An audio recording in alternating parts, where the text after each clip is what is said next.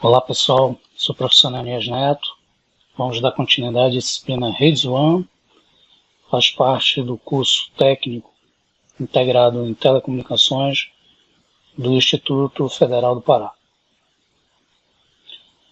Bem, na aula de hoje vamos dar continuidade à unidade 1, camada de enlace. Especificamente vamos falar do método de controle de acesso da camada de enlace e sobre alguns protocolos da camada de enlace.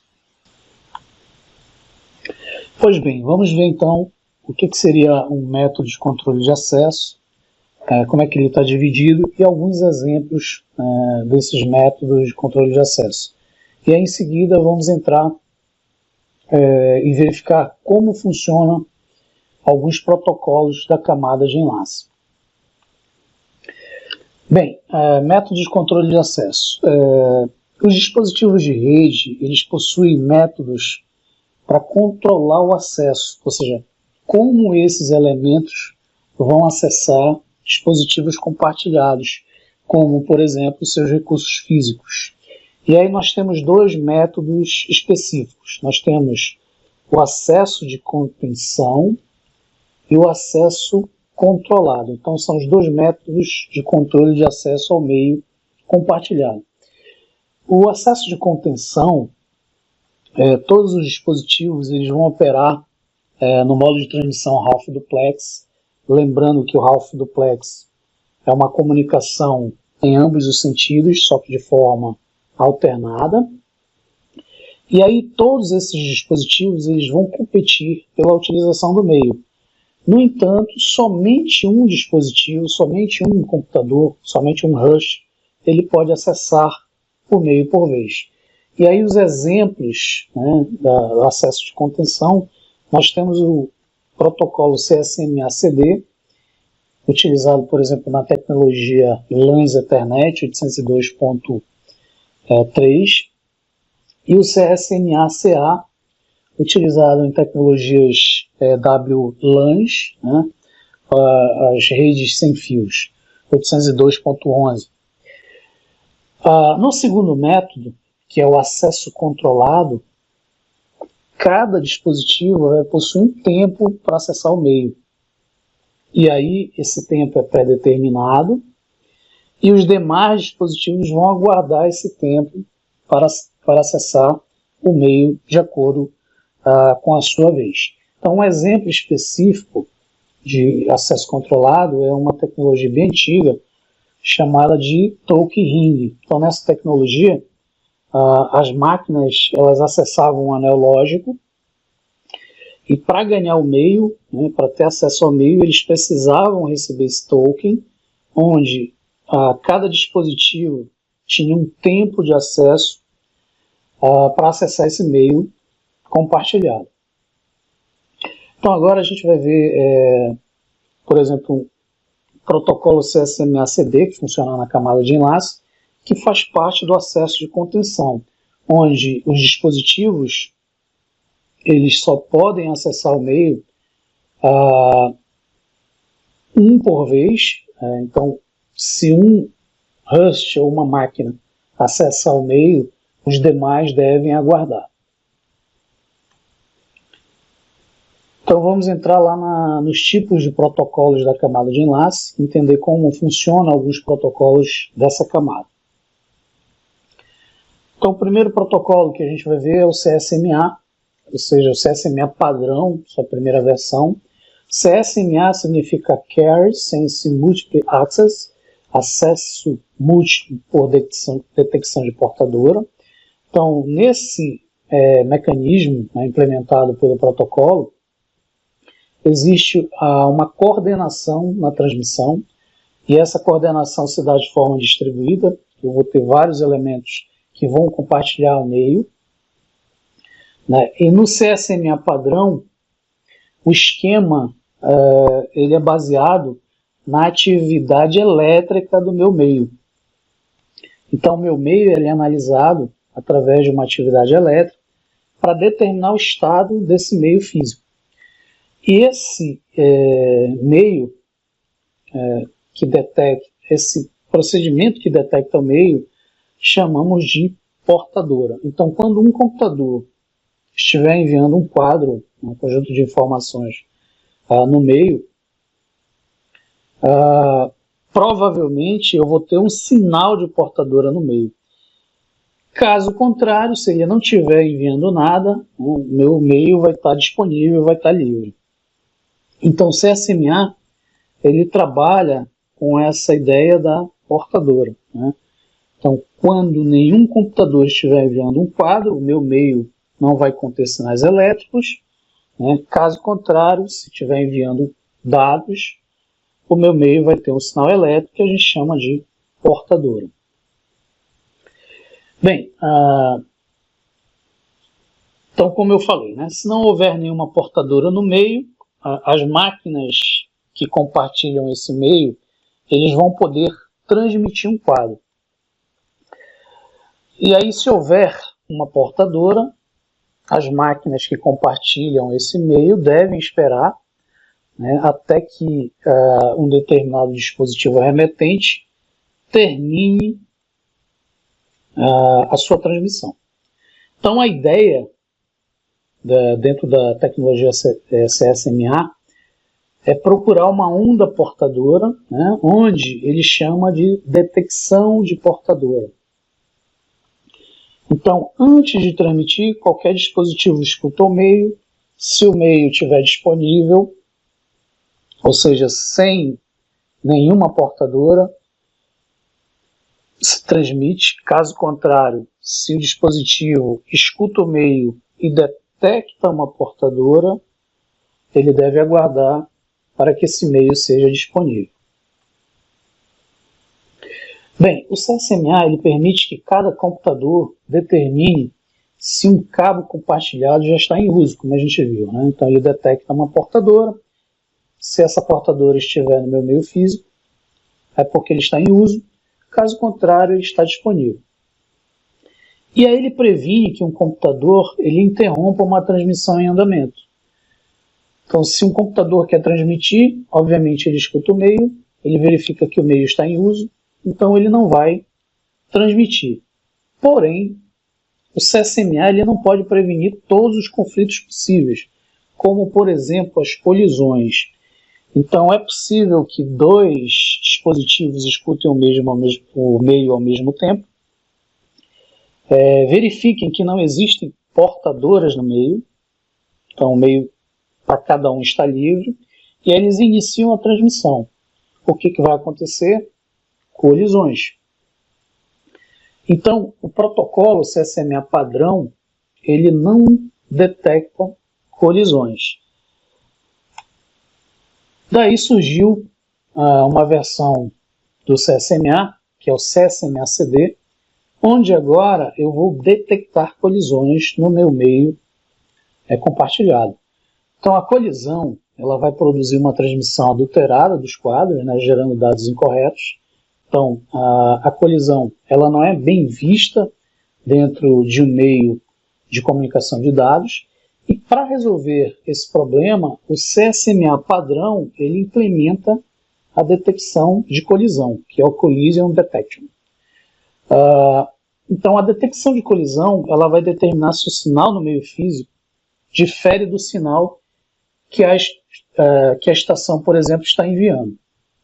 Então, se houver uma diferença entre esses sinais, provavelmente uma detecção ocorreu.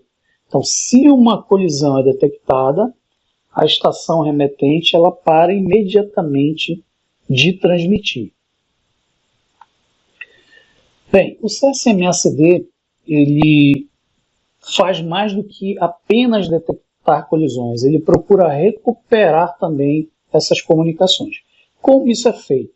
Então, após uma determinada colisão, a estação ela deve esperar que o meio, né, que o meu meio físico se torne novamente inativo.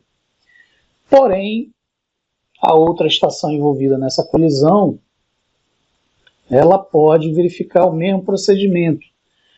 E aí, o protocolo, para evitar múltiplas colisões, o que ele determina? Ele determina um tempo aleatório, por exemplo, um tempo menor que t, entre essas estações. Então, por exemplo, a estação A, ela manda dentro de um intervalo menor que t, e a estação B dentro de um intervalo t. E aí a probabilidade de ocorrer uma nova colisão é muito pequena. Bem, caso ocorra uma nova colisão, o protocolo ele vai exigir que cada máquina, cada computador dobre essa faixa aleatória de tempo.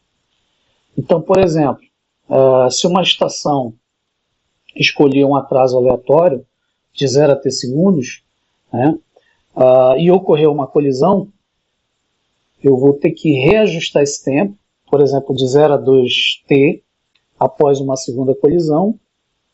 Se ocorrer mais uma vez uma colisão, o protocolo ajusta esse tempo numa terceira colisão de 0 a 4t, por exemplo, diminuindo a probabilidade de se ocorrer novas colisões. Ok, essa imagem ela representa um exemplo do uso do CSMA-CD, onde nós temos 3 máquinas utilizando um meio compartilhado, por exemplo, um dispositivo chamado Hub.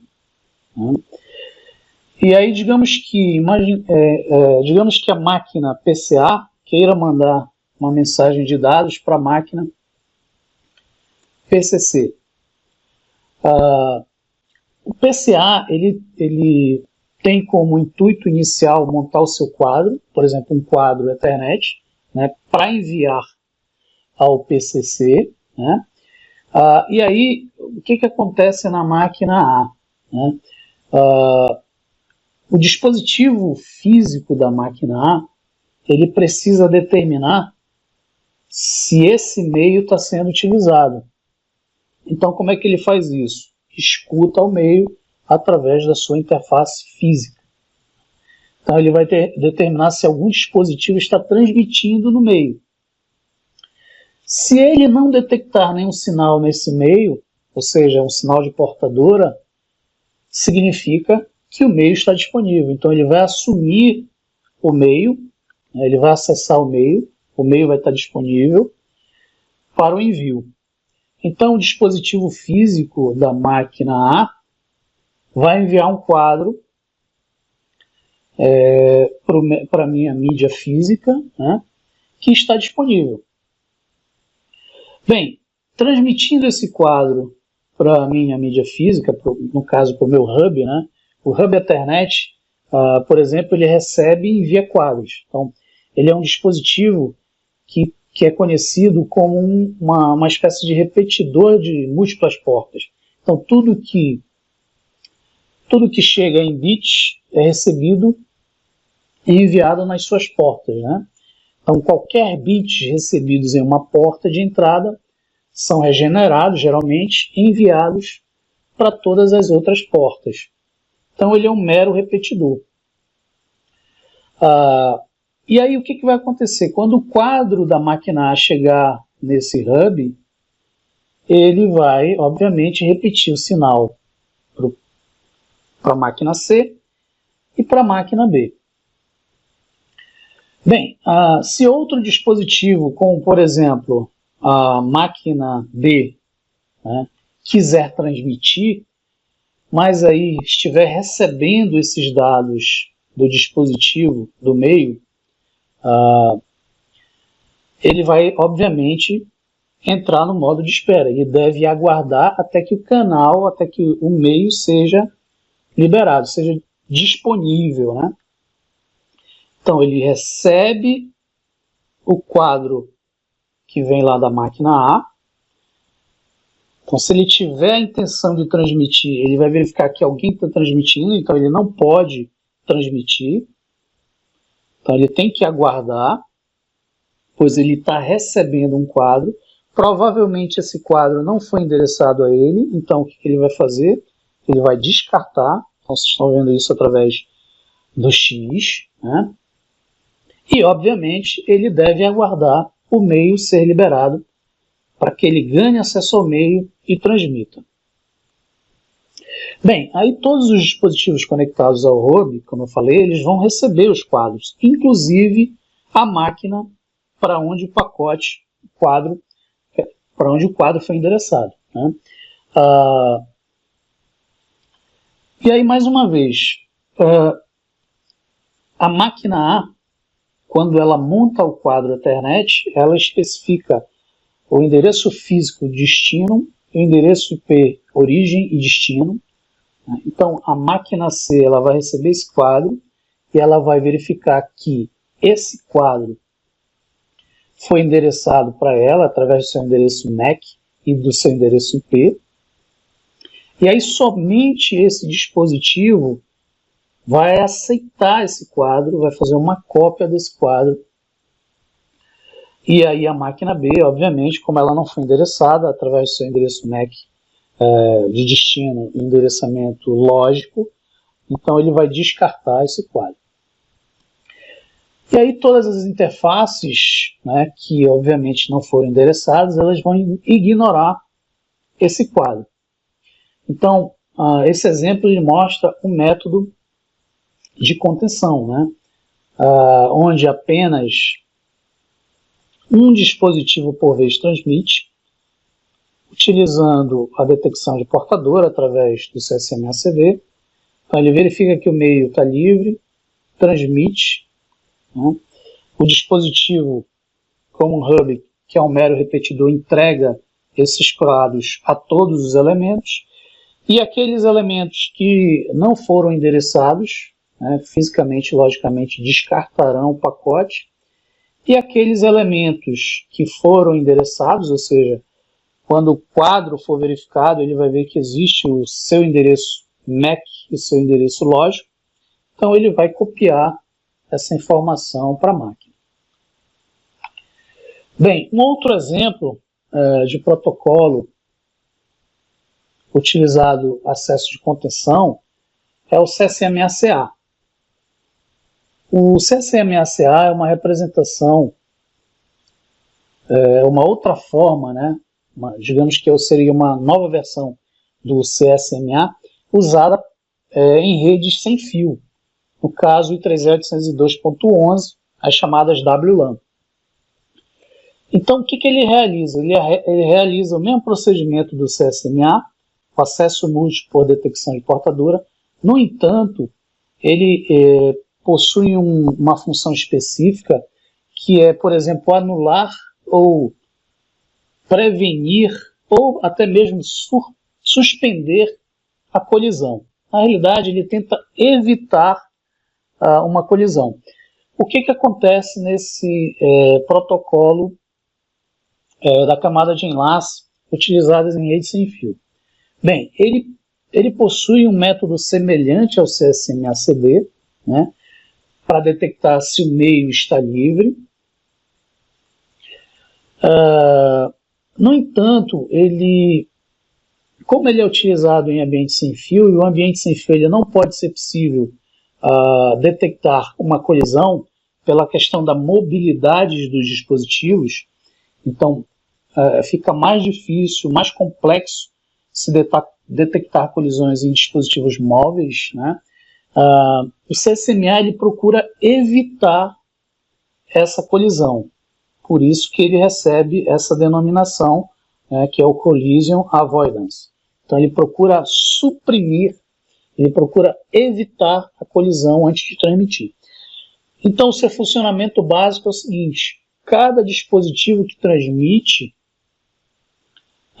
ele vai receber, ele vai ser determinado um tempo necessário para a transmissão. Então, por exemplo, o Note A, ele está recebendo um quadro da rede sem fio, então ele tem um tempo necessário para essa transmissão. Todos os demais dispositivos na rede sem fio, eles também vão receber essa informação e sabem qual é o tempo que o Note A vai ter acesso à mídia. E aí, dessa forma, esses dispositivos, eles não podem utilizar o canal da rede sem fio. Então, eles vão verificar que o canal não está disponível por um determinado período de tempo, pois ele está sendo utilizado por uma máquina específica. Então, eles vão aguardar até que eles recebam esse período de tempo específico também. Então, o Note A, então, se o Note A estiver recebendo uma informação, é porque ele está usando aquele tempo necessário para a transmissão, né, de um quadro sem fio no ponto de acesso, e aí os notes B e C, eles também vão ter essa informação, né, eles também vão ver essa informação do quadro.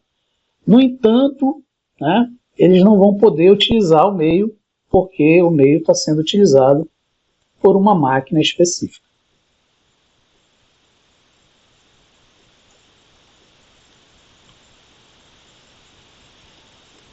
Ok, continuando sobre os protocolos da camada de enlace, a camada de enlace ela nos permite criar alguns protocolos de acesso remoto. Então, nos permite, por exemplo, que uma máquina remota se conecte a um servidor remoto e uma rede interna de uma empresa, de um escritório, de um estabelecimento, algo do tipo.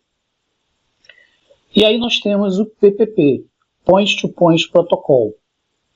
Então, o PPP, o Point-to-Point Protocol, ele é um protocolo ponto a ponto, e ele é uma forma bem interessante, uma forma bem popular de se interligar dois computadores, né, sobre linha serial ou de escada, né, com provedores de acesso.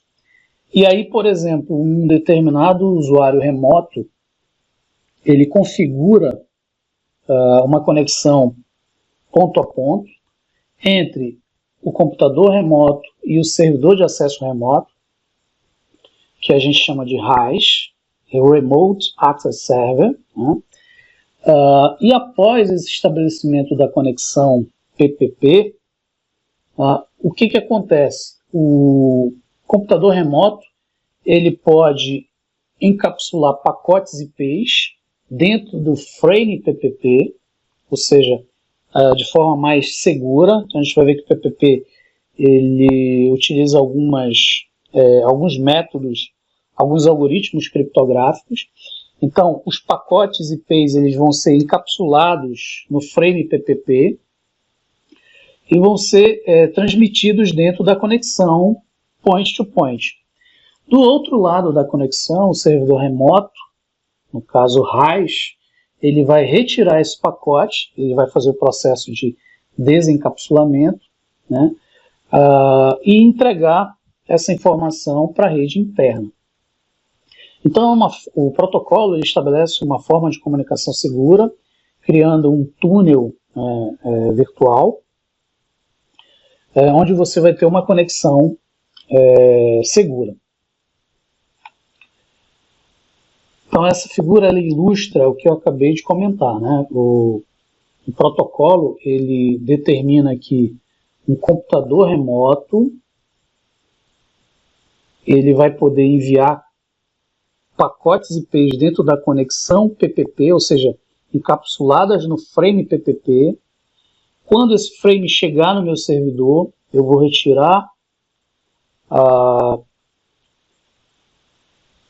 o pacote IP e entregar dentro da rede local, dentro da rede interna.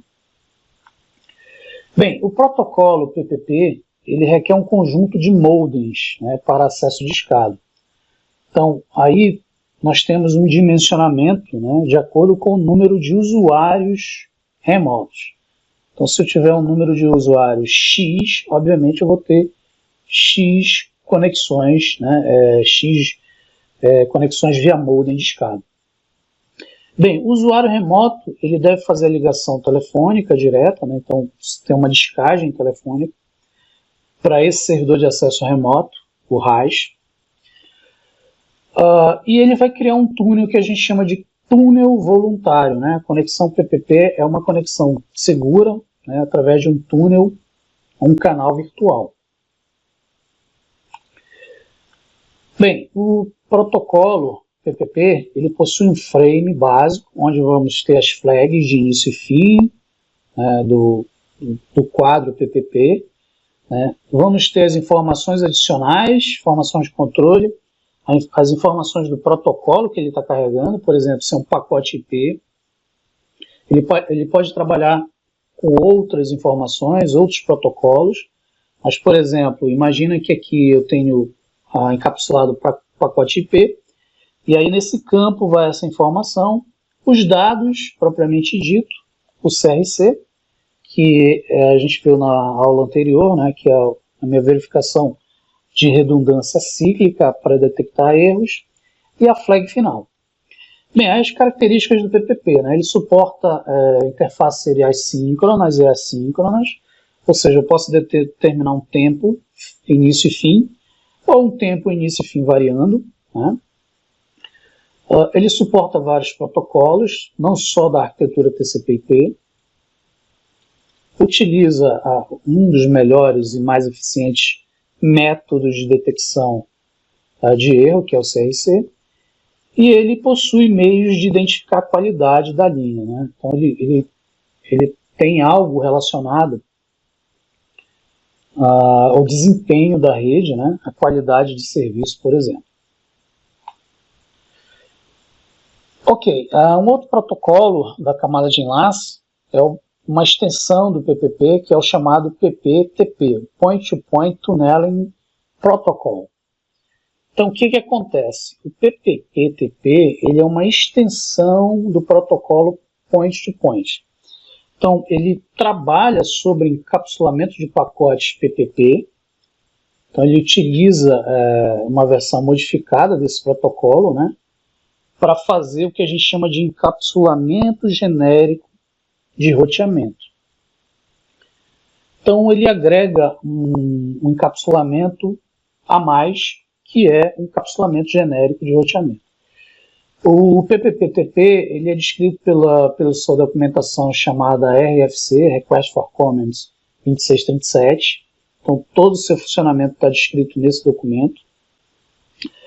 Ele garante a flexibilidade de lidar com outros tipos de protocolos, né, diferentes aplicações, né, como, por exemplo, IPX, Novell, NetBIOS, protocolos específicos da Microsoft, entre outros.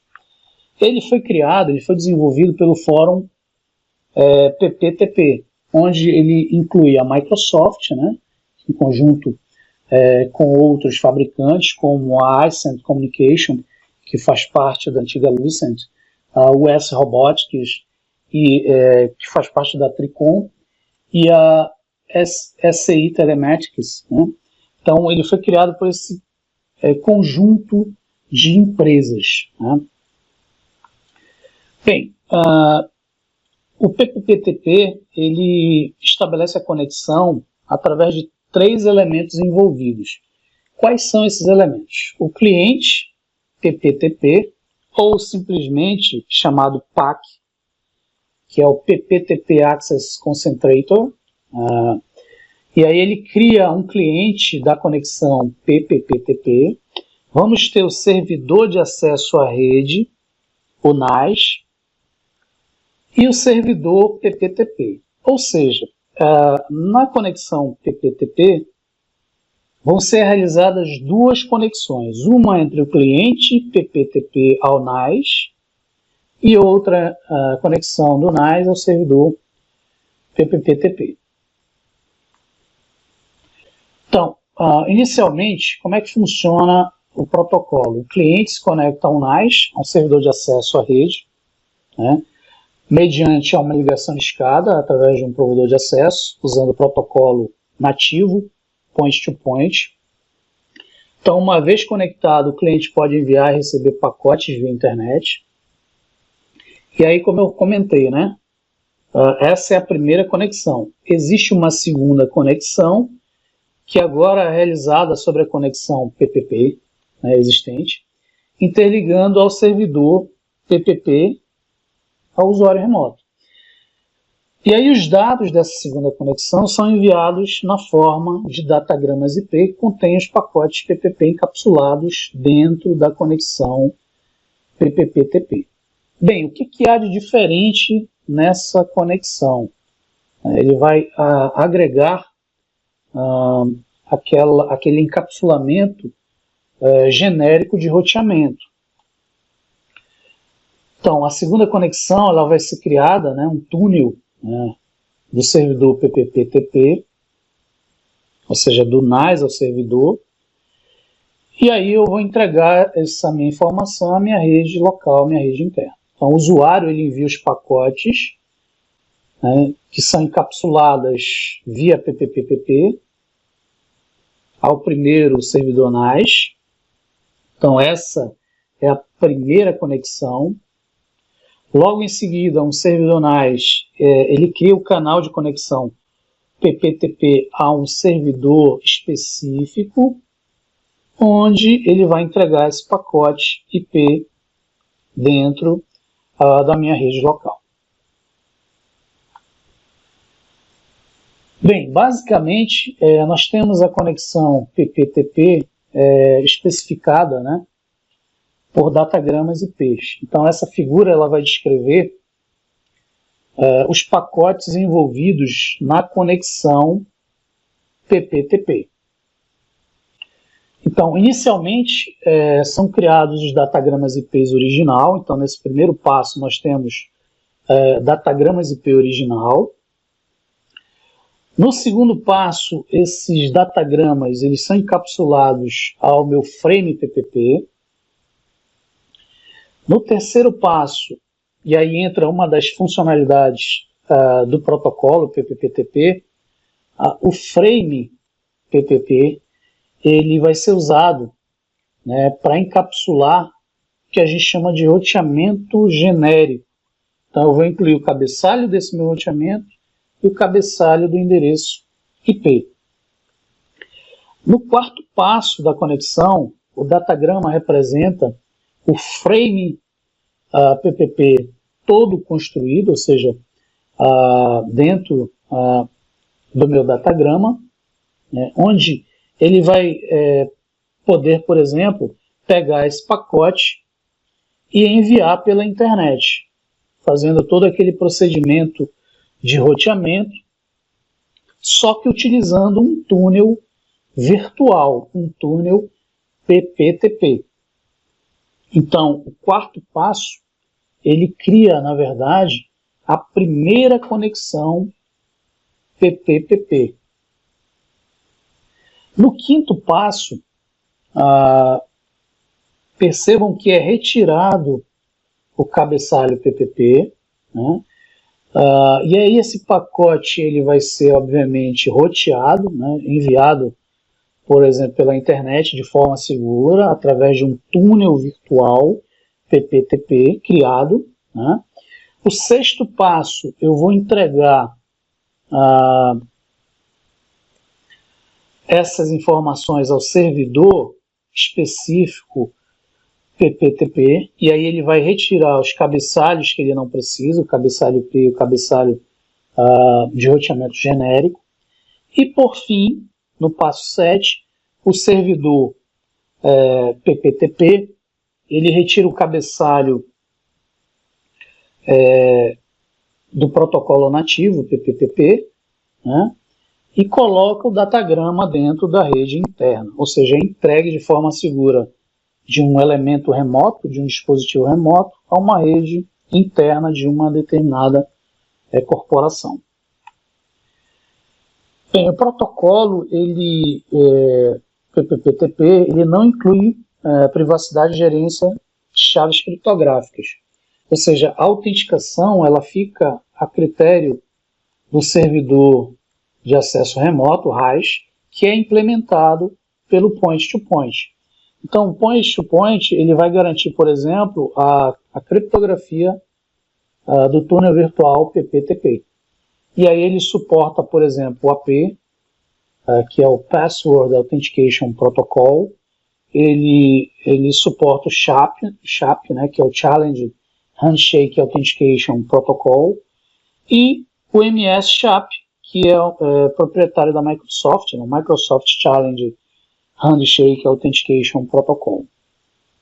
Então percebam que o PPPTP ele não foi criado com o intuito de estabelecer mecanismos de segurança.